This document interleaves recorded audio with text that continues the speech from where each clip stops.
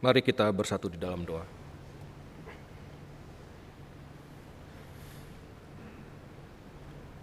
Bapa Sorgawi, Allah kami yang hidup,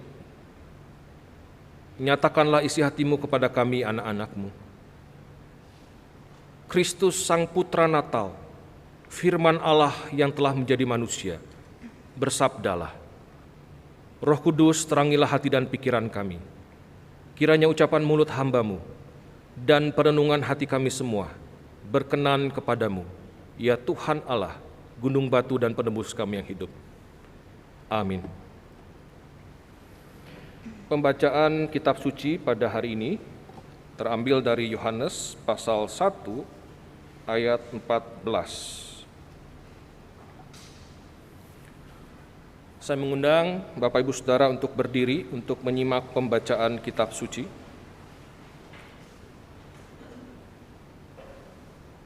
Yohanes 1 ayat 14, dengarkanlah firman Tuhan.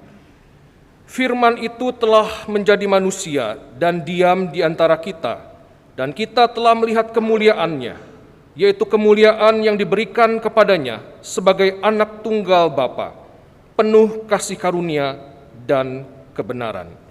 Berbahagialah setiap orang yang mendengarkan firman Allah dan yang memeliharanya. Firman-Mu Tuhan, pelita bagi kakiku dan terang bagi jalanku. Haleluya. Haleluya, haleluya, haleluya.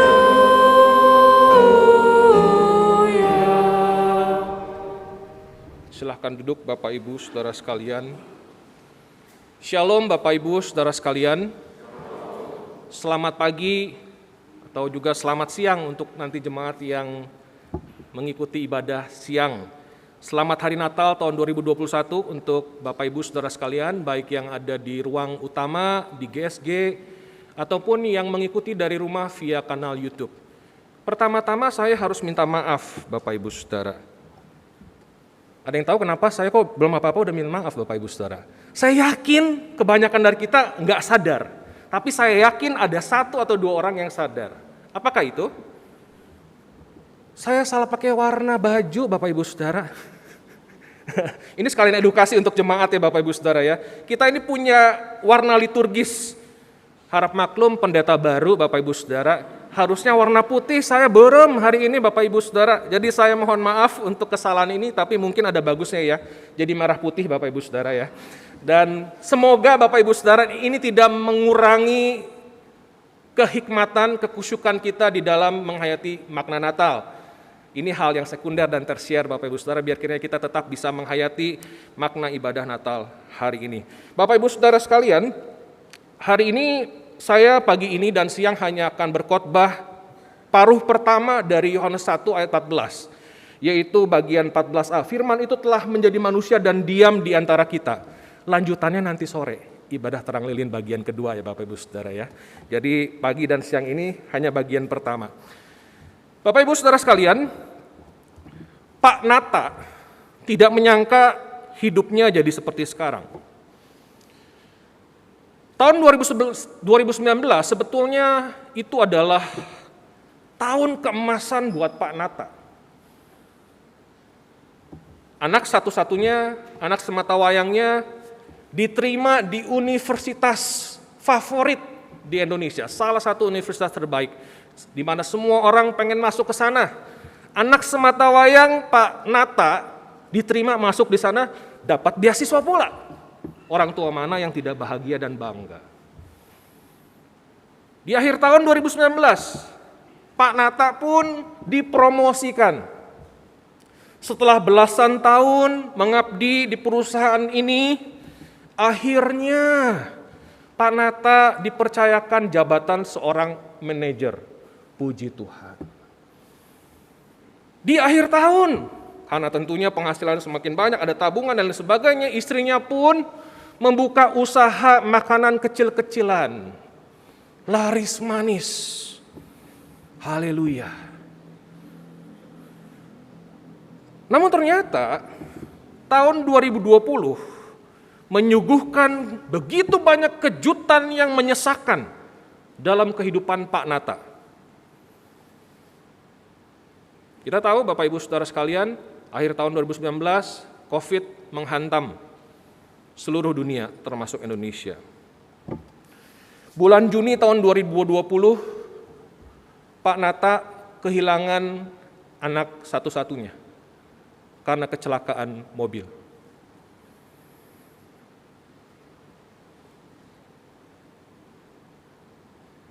Sungguh tidak dapat dibayangkan rasa duka seorang orang tua yang menyaksikan anak dipanggil pulang.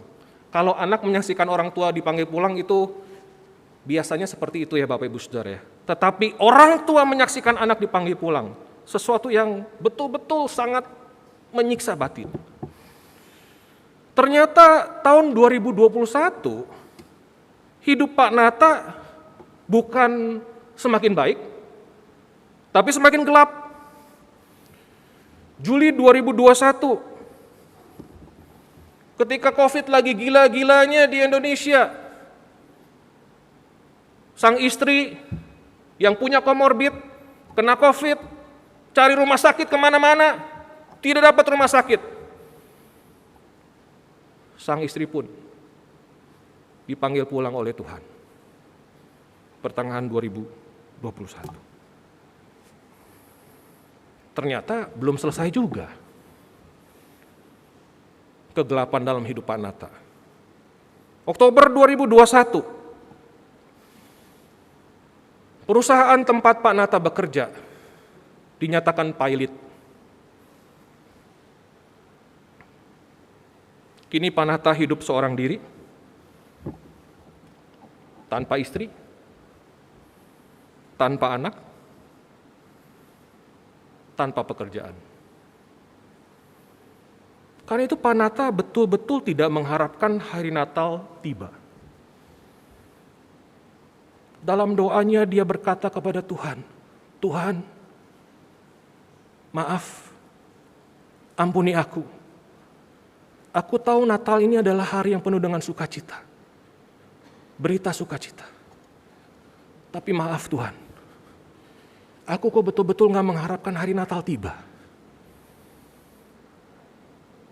Buatku hari Natal ini hanya siksaan. Biasanya aku beribadah dengan istri dan anakku. Tapi kali ini, aku mesti beribadah sendirian. Dan aku tidak mau melakukan itu. Biasanya orang-orang bilang, wah keluargaku keluarga yang ideal, begitu harmonis, jadi teladan buat banyak orang. Tetapi Natal tahun ini Tuhan, aku hanya bisa jadi penonton kebahagiaan keluarga orang lain.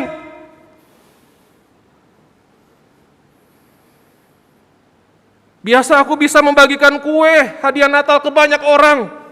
Sekarang, untuk makan sehari-hari saja, aku mesti hemat luar biasa. Tabunganku semakin menipis, aku nggak tahu kapan aku akan punya pekerjaan. Berapa bulan lagi aku bisa bertahan dengan tabungan ini Tuhan. Aku betul-betul nggak berharap hari Natal ini tiba. Bapak Ibu Saudara sekalian, saya yakin sekali Pak Nata tidak sendirian.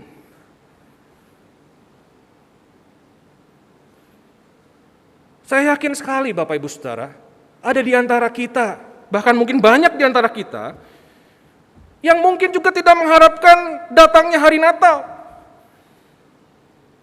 Karena kita bertanya-tanya bagaimana saya harus menghayati sukacita Natal ini. Yang katanya Immanuel, Allah menyertai kita, tetapi saya sekarang gak punya pekerjaan. Biasa ibadah dengan keluarga, saya harus ibadah sendirian sekarang. Natal tahun lalu saya masih sehat, sekarang saya terbaring di tempat tidur. Bagaimana saya menghayati sukacita Natal di tengah kesesakan hidup? Belum lagi kalau kita melihat situasi dunia, pandemi yang gak kunjung selesai. Bahkan sekarang ada varian baru lagi, Omikron. Tadi Penatua Syaril baru cerita, di Australia meledak lagi, tutup restoran selama seminggu. Dan di banyak tempat Bapak Ibu Saudara sekalian, kapan ini ujungnya? Ekonomi mulai membaik. Gimana kalau Omikron menghantam Indonesia, lalu tutup lagi semua? Bukan hanya pandemi, krisis iklim menghantui kita. Bencana alam semakin sering memporak-porandakan hidup kita. Kemiskinan, kelaparan, ketidakadilan. Karena itu nggak heran, banyak orang rasanya ingin menjerit kepada Tuhan. Tuhan itu di mana sih? Kenapa Engkau tidak menolong Tuhan? Apakah Tuhan masih peduli? Apakah Tuhan itu ada? Bapak Ibu Saudara sekalian, situasi Natal pertama sesungguhnya tidak terlalu berbeda dari ini Bapak Ibu Saudara. Salah besar kalau kita membayangkan situasi Natal pertama itu romantis. Ada pohon Natal, lampu-lampu, waduh kelap-kelip, makan keluarga, kue, baju baru. Salah besar Bapak Ibu Saudara. Kalau kita baca baik-baik catatan kitab Injil, situasi Natal pertama itu penuh dengan teror dan horor. Waktu itu bangsa Israel dijajah oleh kekaisaran Romawi. Dan Natal pertama itu penuh dengan pertumpahan darah. Bapak Ibu Saudara yang rajin baca Alkitab pasti pernah baca di Matius pasal 2. Ketika Herodes mendengar lahirnya Mesias yang dicari-cari orang Majus, apa yang dia lakukan Bapak Ibu Saudara? Dia memerintahkan pembantaian anak-anak di bawah usia 2 tahun di Bethlehem dan sekitar. Bayangin Bapak Ibu Saudara. Ada pembantaian anak-anak menjelang hari Natal. Bukan lilin dan kue Bapak Ibu Saudara. Pertumpahan darah.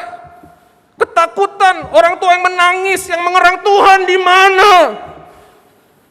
Beginikah nasib umat pilihan Allah? Di manakah Tuhan? Di mana Tuhan Bapak Ibu Saudara? Sesungguhnya Tuhan itu hadir sangat dekat dengan mereka. Tapi kehadirannya tidak seperti yang mereka bayangkan dan harapkan.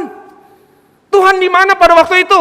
Tuhan hadir di dalam diri seorang bayi yang rapuh. Tuhan hadir di sana. Tapi tidak seperti bayangan mereka Bapak Ibu Saudara. Di luar ekspektasi mereka. Hasilnya mereka tidak mengenali bahwa Allah hadir di tengah-tengah mereka, bahwa Allah telah menjadi manusia dan diam di antara manusia. Iya, Allah yang itu. Allah yang menciptakan langit dan bumi ini. Allah yang Maha Kuasa, Allah yang mengirimkan air bah, Allah yang menurunkan hujan belerang atas Sodom dan Gomora. Allah yang mengirimkan 10 tulah kepada Mesir. Allah yang membelah Laut Merah. Allah yang Maha Suci, yang kesuciannya tidak bisa dipermainkan itu. Ia hadir di tengah-tengah ciptaannya dalam wujud seorang bayi. Ia menjadi manusia. Perhatikan Bapak Ibu Saudara. Allah bukan tampak seperti manusia, bukan.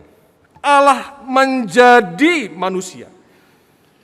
Bukan tampak seperti manusia. Allah itu menjadi manusia. Di dalam teologi Kristen ini dikenal sebagai inkarnasi, bukan reinkarnasi ya Bapak Ibu Saudara ya. Kalau reinkarnasi itu dipercaya oleh saudara-saudara kita orang Hindu. Kalau kita inkarnasi, yaitu Allah, dia menjadi manusia. Ini betul-betul mind blowing. Kok bisa sih Allah yang Maha Kudus itu jadi manusia yang terbatas? Martin Luther, seorang bapak reformator, memperhatikan bahwa bapak-bapak gereja itu sangat dalam tanda kutip menikmati doktrin inkarnasi ini. Buat mereka ini doktrin yang mind blowing, yang sangat indah. Karena Allah yang terbatas itu mau turun menjadi manusia sama seperti ciptaannya. Dan Martin Luther mengatakan tidak akan pernah bisa kita memahami peristiwa ini sepenuh-penuhnya. Sebetulnya saya pikir pertanyaannya itu bukannya kok bisa gitu loh. Karena dia kan Allah Maha Kuasa Bapak Ibu Saudara. Kalau dia mau jadi manusia ya bisa-bisa aja, kan dia Maha Kuasa, bukan? Sederhananya seperti itu penjelasannya. Saya pikir pertanyaannya bukannya kok bisa, pertanyaannya kok mau? Kok mau Tuhan jadi manusia, ngapain? Bapak Ibu di sini ada yang pet lovers. Ini ada nih, ada Sheila pet lovers, dog lover. Ada yang lain pet lovers, saya tahu ada pet lovers. Saya juga punya anjing di rumah Bapak Ibu Saudara. Sebagian dari kita mungkin pet lovers ya, sangat menyayangi binatang, lalu kita suka rescue binatang, anjing dan sebagainya. C.S. Lewis pernah mengatakan begini Bapak Ibu Saudara. C.S. Lewis bilang begini, Bayangkan nih ya, anjing di seluruh dunia ini lagi menderita banget. Lagi dalam kondisi pokoknya stressful, menderita, tersiksa. Seluruh anjing di muka bumi ini. Dan untuk menyelamatkan mereka, harus ada seorang yang jadi anjing. Berhenti jadi manusia Bapak Ibu Saudara. Tapi jadi anjing. Jadi meninggalkan pekerjaan, meninggalkan teman-teman, meninggalkan kemampuan untuk bicara, meninggalkan hobi kita, tapi jadi anjing cuma bisa goyang-goyangin pantat. Mau nggak? Sheila mau nggak? Mau Bapak Ibu Saudara? Saya kok ragu ya. Dog lover sekeras apapun gitu ya, seradikal apapun. Entar dulu. Kalau gue disuruh jadi anjing, entar dulu begitu. Tapi itu yang dilakukan Allah dalam peristiwa Natal pertama. Dia mau jadi manusia. Kenapa kau mau? Cuma satu jawabannya. Karena Tuhan begitu mencintai manusia. Tuhan begitu mencintai manusia. Apa makna inkarnasi Allah itu buat kita Bapak Ibu Saudara? Yang pertama, Allah itu bukan hanya Allah yang terpisah dari manusia, yang transenden. Allah itu bukan Allah yang jauh di sana, bukan hanya Allah yang maha suci, yang menciptakan seluruh isi semesta ini, yang berkuasa atas segalanya, yang bisa melakukan perkara-perkara ajaib, bisa mendatangkan bencana, bisa mengambil hidup kita dalam hanya sedetik saja, hidup kita bisa hilang dalam tangan. Bukan hanya Allah yang seperti itu Bapak Ibu Saudara. Allah yang jauh itu juga adalah Allah yang begitu dekat dengan kita. Allah yang transenden itu juga adalah Allah yang imanen. Allah yang bersama-sama dengan kita. Ia betul-betul memahami segala kesusahan dan penderitaan hidup kita.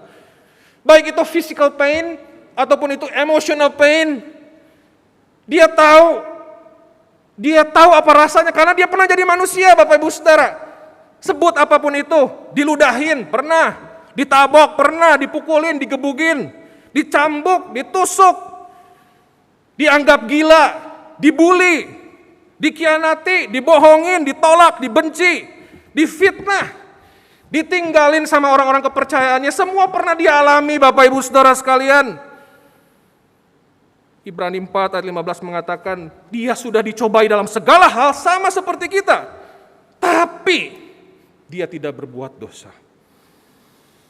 Bapak Ibu, misalnya kita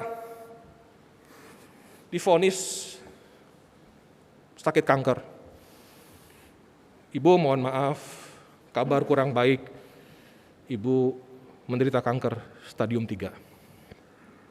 Lalu ada teman kita datang, bilang, orangnya sehat-sehat aja, nggak pernah punya kanker. Dia bilang, tenang, kamu pasti bisa ngelewatin ini. Ini teman A, ya. Datang lagi teman B. Teman B ini dia pernah kena kanker stadium 4, menjalani kemoterapi dan segala macam selama bertahun-tahun, akhirnya bersih. Lalu teman B bilang, tenang, kamu pasti bisa. Mana kira-kira yang lebih berdampak buat kita omongannya? Yang A apa yang B Bapak Ibu Saudara? Udah pugu yang B, betul ya? Kenapa? Yang A belum ngalamin, lu gak tahu rasanya tersiksa sakit kanker kayak apa, lu gak pernah tahu. Kalau yang B, dia udah mengalami semuanya. Sehingga kalau dia bilang, kamu pasti bisa. Kenapa? I've gone through that. Kamu pasti bisa. Tuhan sudah melalui semuanya. Pengalaman kita, sepahit apapun penderitaan kita, dia sudah lalui itu semua. Kenapa dia mau lalui itu semua, Bapak Ibu Saudara? Karena dia mengasihi kita. Karena itulah orang Kristen bisa nyanyi ya. Allah peduli, Allah mengerti segala persoalan yang kita alami. Oke lah, Allah peduli, Allah mengerti. Tapi kok saya nggak merasa kehadiran Tuhan ya, Boksu? Bapak Ibu Saudara, saya mau tanya, apa yang saudara maksud dengan kehadiran Tuhan? Kehadiran Tuhan seperti apa yang saudara bayangkan dan harapkan? Perhatikan Bapak Ibu Saudara, Allah telah menjadi manusia di dalam diri Yesus Kristus. Karena itu setiap kali Yesus Kristus diberitakan, disitulah Allah hadir. Setiap kali Sang Firman hidup itu diberitakan, disitulah Allah hadir. Martin Luther mengatakan, to preach the gospel is nothing else than Christ coming to us or bringing us to Him. Ketika kita memberitakan Injil, memberitakan firman, Kristus sedang datang kepada kita dan membawa kita kepadanya. Itulah sebabnya Bapak Ibu Saudara, ketika kita mendengarkan khotbah, kita bisa begitu tersentuh. Kita bisa bertobat, kita bisa dikuatkan, kita pola pikirnya diubahkan, hidup kita ditransformasi. Kenapa Bapak Ibu Saudara? Bukan karena pengkhotbahnya, bukan. Tapi karena Kristus itu hadir di tengah-tengah pemberitaan firman. Dia adalah firman yang hidup. Allah hadir melalui pemberitaan firman. Karena itu Bapak Ibu Saudara, kalau saudara mengharapkan kehadiran Allah, tapi tidak pernah mau mendengarkan firman, nggak pernah mau baca Alkitab, itu sama aja seperti saudara itu mau kurus, tapi nggak pernah mau olahraga dan diet yang betul. Itu sama aja saudara mungkin bilang, diet, lihat tuh Panda, tiap hari makan babu nggak kurus-kurus, gitu ya. Lalu yang bilang juga, semua akan kurus pada waktunya. Kalau belum kurus, ya memang belum waktunya katanya. Itu namanya nggak niat Bapak Ibu Saudara. Jadi kalau Bapak Ibu Saudara mengharapkan kehadiran Tuhan tapi tidak pernah mendengarkan firman, bergaul dengan firman, sia-sia. Karena Kristus hadir di dalam pemberitaan firman. Selain pemberitaan firman Bapak Ibu Saudara, Allah itu hadir melalui gerejanya. Allah telah menjadi manusia dan diam di antara kita di dalam diri Yesus Kristus. Dan Kristus menyebut kita semua, bukannya cuma seorang, bukannya cuma saya, bukannya cuma Pak Frans, Catherine, bukan. Semua kita adalah gerejanya, kita adalah tubuhnya. Perhatikan Bapak Ibu Saudara, ini bukan sekedar sebutan, ini bukan kiasan.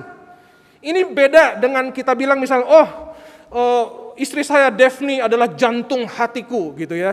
Itu kan kiasan jantung hati, dia kan bukan jantung hati gimana. Ini bukan kiasan Bapak Ibu Saudara, ada sebuah relasi yang mistis antara Kristus dengan gerejanya. Kalau saya gunakan kata mistis tuh orang mikirnya udah klinik gitu-gitu ya Bapak Ibu Saudara ya. Padahal arti kata mistis itu netral sih. Mistis itu sesuatu yang melampaui akal budi kita, ada dimensi spiritualnya. Itu relasi kita sama gereja dan Kristus itu ada relasi yang mistis. Bapak Ibu Saudara ingat? Ketika Kristus menjumpai Saulus, apa yang Yesus bilang kepada Saulus? Saulus, Saulus, kenapa engkau menganiaya gerejaku? Enggak bilang gitu. Yesus bilang, kenapa engkau menganiaya aku? Loh, Saulus bilang, kan yang aku aniaya pengikutmu bukan engkau. Tapi Yesus bilang, kenapa engkau menganiaya aku? Dari something there. Ada sesuatu di sana. Efesus 1 ayat 23. Jemaat adalah tubuhnya, yaitu kepenuhan dia yang memenuhi segala sesuatu. Wow. Jemaat kita adalah kepenuhan Kristus.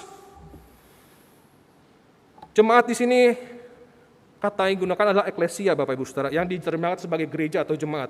Eklesia ini keluar, kaleo dipanggil. Eklesia orang-orang yang dipanggil keluar dari kegelapan menuju terang Tuhan yang ajaib. Dipanggil dari kehidupan lama menuju kehidupan yang baru. Jadi yang namanya gereja Bapak Ibu Saudara, itu bukan sekedar orang kumpul nyanyi-nyanyi, dengerin firman begitu ya. Itu tidak jaminan sebuah kumpulan adalah gereja Bapak Ibu Saudara. Gereja adalah orang-orang yang menyadari keberdosaannya dan saya dicintai oleh Tuhan dan kami semua mau keluar dari kegelapan hidup kami. Untuk apa? Untuk ikut Yesus. Itulah gereja Bapak Ibu Saudara. Karena itu kalau saudara mengharapkan kehadiran Allah, tapi menjauhkan diri dari gereja, itu sama aja seperti jomblo pengen dapat pacar, tapi nggak pernah mau bergaul. Ya nggak mungkin dapat pacar, kapan dapat pacarnya? Menjauhkan diri dari orang lain. Kalau mau dapat pacar ya bergaul dong. Kalau mau rasakan kehadiran Allah, masuk ke dalam gereja. Bersekutu dengan orang-orang percaya lainnya, karena disitulah Allah menyatakan kehadirannya. Tubuh Kristus. Memang sebagian orang itu punya kebiasaan pengen dicariin ya Bapak Ibu ya. Jadi sengaja gua ngilang dulu nih, ngetes nih. Ngilang dari gereja, gue dicariin kagak nih ya. Nanti kalau dicari-cari, makin hilang ganti HP segala macam. Pengen tahu sejauh penting apa nih gue dicariin gak nih gitu. Masih dicariin gak nih gitu. Nanti kalau udah sampai ngecek, aduh kan gereja gak nyari, nyalahin gereja Bapak Ibu Saudara. Lah situ yang menjauhkan diri kan dari gereja begitu. Allah hadir di dalam dan melalui gerejanya. Kehadiran Allah dinyatakan. Natal tahun ini mungkin sangat berbeda dari tahun-tahun sebelumnya. Mungkin saudara mengalami keterpurukan dalam hidup dan bertanya, Tuhan engkau di mana? Tuhan hadir Bapak Ibu Saudara. Tuhan hadir sangat dekat dan saat ini melalui pemberitaan firman ini, Ia sedang menyapa saudara. Ia sedang menyapa saudara. Ia sedang hadir. Anakku, aku ada di sini. Aku hadir. Aku tidak akan pernah meninggalkan engkau. Aku menyertai engkau sampai pada akhirnya kita bisa berjumpa face to face. Tuhan juga hadir melalui gerejanya. Karena itu lihat kiri kanan saudara. Saudara-saudara seiman ini, lihat kiri kanan. Jangan lihat saya, saudara lihat kiri kanan saudara. Ketika saudara nanti menyapa, senyum, salaman, bahkan pelukan masih belum boleh ya pelukan ya kita ya, kecuali antigen dulu kali ya. Pelukan, nikmati, syukuri itu semua, itu adalah tanda kehadiran Allah di tengah-tengah kita. Gerejanya, lewat gerejanya dinyatakan, saudara-saudara. Ketika ada orang yang memperhatikan, tanya apa kabar, ada orang mendoakan, ada orang kirim ayat, ada orang ngajak makan, dan lain-lain. Itulah kehadiran Tuhan di tengah-tengah kita lewat gerejanya. Tuhan sesungguhnya hadir sangat dekat dengan kita. Nah sebaliknya saudara-saudara, jangan cuma kita mau terima doang ya. Kita sebagai gerejanya, Tuhan tuh mau menyatakan kehadirannya melalui kita, melalui gerejanya. Karena itu perhatikanlah orang lain, sapa orang lain, perhatikan orang lain, doakan orang lain. Kita adalah gerejanya, kita adalah tubuh Kristus. Ketika Allah hadir, saudara-saudara, melalui firman-Nya, melalui gerejanya, bukan berarti lalu semua pertanyaan kita itu akan terjawab. Bukan berarti semua masalah kita hilang. Enggak begitu Bapak Ibu Saudara.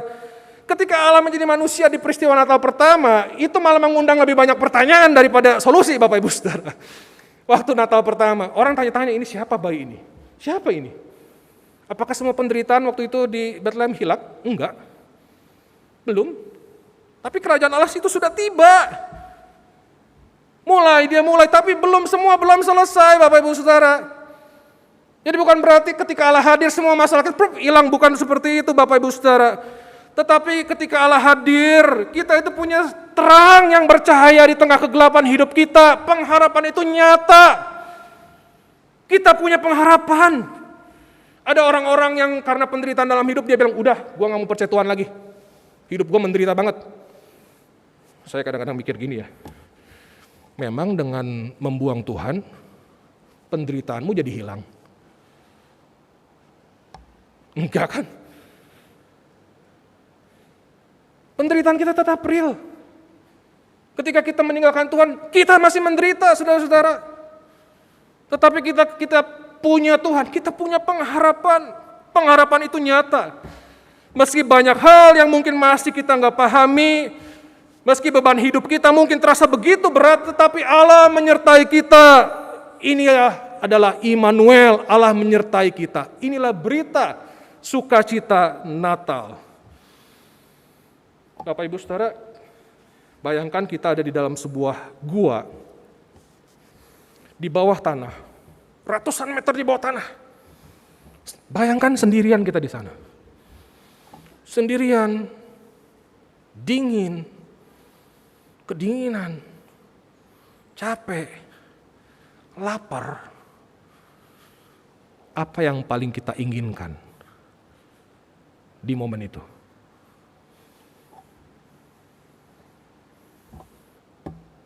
Uang? Saham? Emas?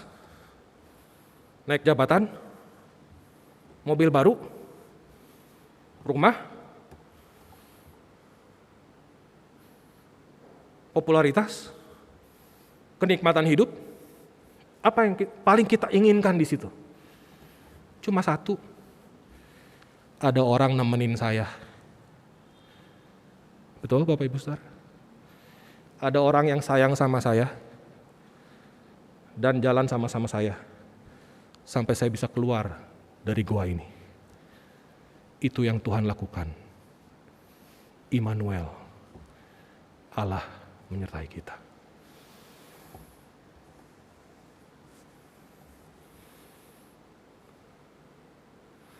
Karena itu ketika kita memperingati Natal dan begitu banyak pergumulan dalam hidup kita saat ini, saya berdoa Tuhan anugerahkan iman dan kekuatan kita, sehingga kita pun bisa menyanyikan pujian ini. Saat ku tak mengerti jalanmu, saat ku tak mengerti rencanamu, namun tetap ku pegang janjimu, pengharapanku hanya padamu. Janji Tuhan adalah Immanuel, Allah menyertai kita. Hatiku percaya, mari kita nyanyikan sama-sama. Hatiku percaya,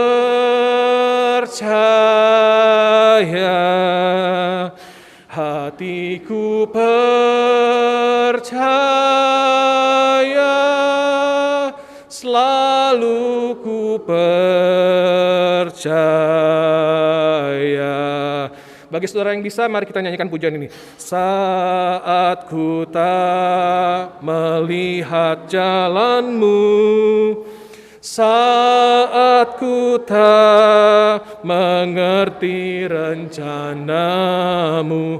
namun tetap ku pegang janjimu, pengharapanku hanya padamu. Hatiku percaya, hatiku percaya, hatiku percaya,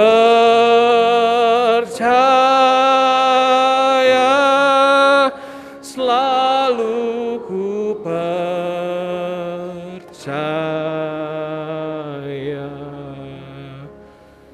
Percayalah, Dia adalah Immanuel, Allah menyertai kita. Selamat Hari Natal, Tuhan memberkati.